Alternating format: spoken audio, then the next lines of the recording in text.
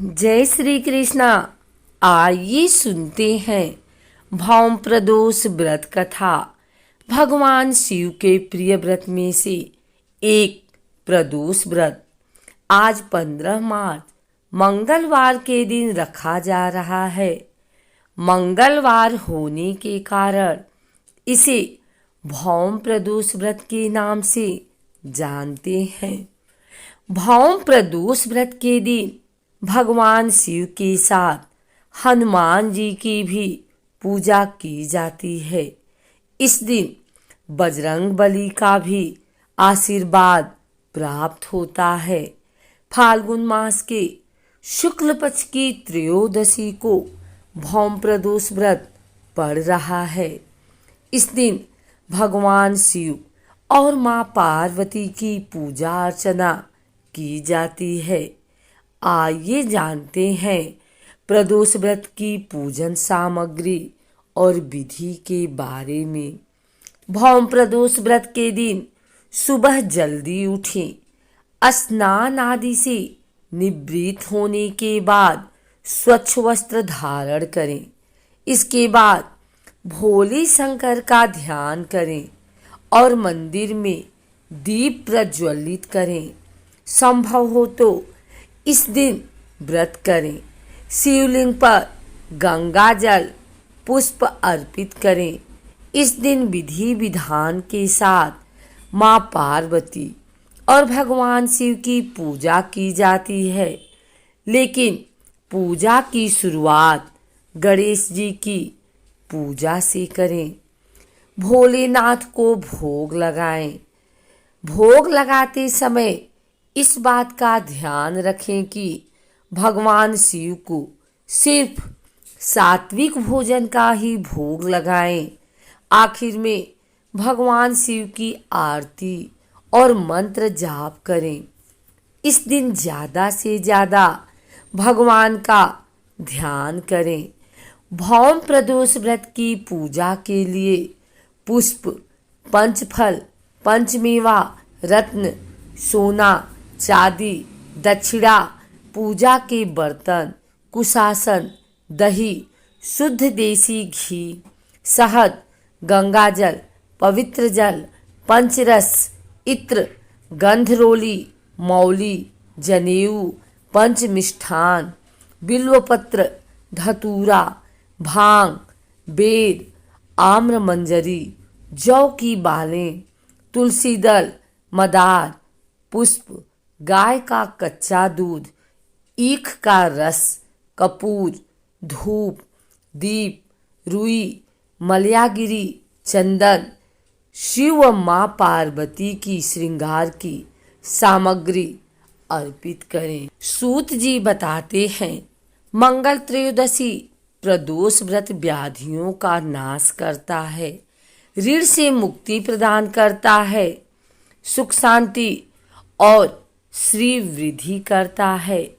एक नगर में एक वृद्धा निवास करती थी। उसके मंगलिया नामक एक पुत्र था। वृद्धा की हनुमान जी पर गहरी आस्था थी। वह प्रत्येक मंगलवार को नियम पूर्वक व्रत रखकर हनुमान जी की आराधना करती थी। उस दिन वह न तो घर लीपती थी और न ही मिट्टी खोदती थी। वृद्धा को व्रत करते हुए अनेक दिन बीत गए। एक बार हनुमान जी ने उसकी श्रद्धा की परीक्षा लेने की सोची। हनुमान जी साधु का वेश धारण कर वहां गए और पुकारने लगे, है कोई हनुमान भक्त जो हमारी इच्छा पूर्ण करे? पुकार सुन वृद्धा बाहर आई और बोली, आज्ञा महाराज। साधु वेशधारी हनुमान बोले, मैं भूखा हूँ, भोजन करूँगा, तू थोड़ी जमीन लीप दे। वृद्धा दुविधा में पड़ गई। अंततः हाथ जोड़कर बोली, महाराज, लीपने और मिट्टी खोदने के अतिरिक्त आप कोई दूसरी आज्ञा दे, मैं अवश्य पूर्ण करूंगी। साधु ने 3 बार प्रतिज्ञा कराने के बाद कहा, तू अपने बेटे को बुला, मैं उसकी पीठ पर आग जलाकर भोजन बनाऊंगा। वृद्धा के पैरों तले धरती खिसक गई, परंतु वह प्रतिज्ञाबद्ध थी।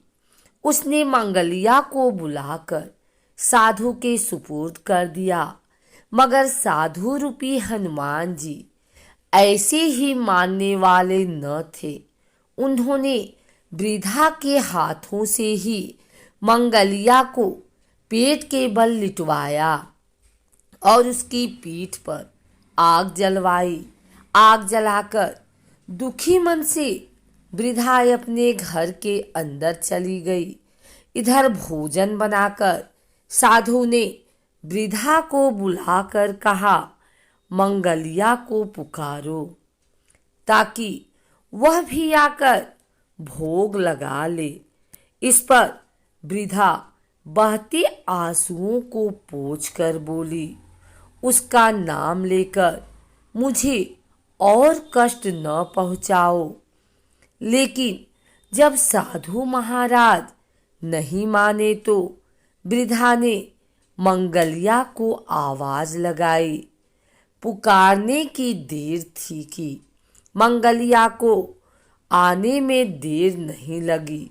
मंगलिया दौड़ा दौड़ा आ पहुंचा।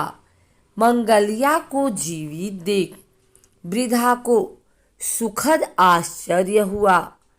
वह साधु के चरणों में गिर पड़ी। साधु अपने वास्तविक रूप में प्रकट हुए। हनुमान जी को अपने घर में देख वृद्धा का जीवन सफल हो गया।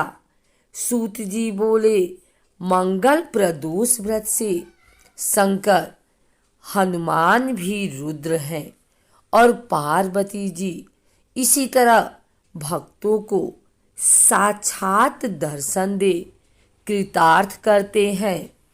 अगर आपको हमारी वीडियो अच्छी लगी हो तो इसे लाइक करें, कमेंट करें, शेयर करें और हमारे चैनल भक्ति गाथा को सब्सक्राइब करके बेल नोटिफिकेशन ऑल पर सेट कर लें ताकि आगे आने वाली वीडियो सबसे पहले आप तक पहुंच सके।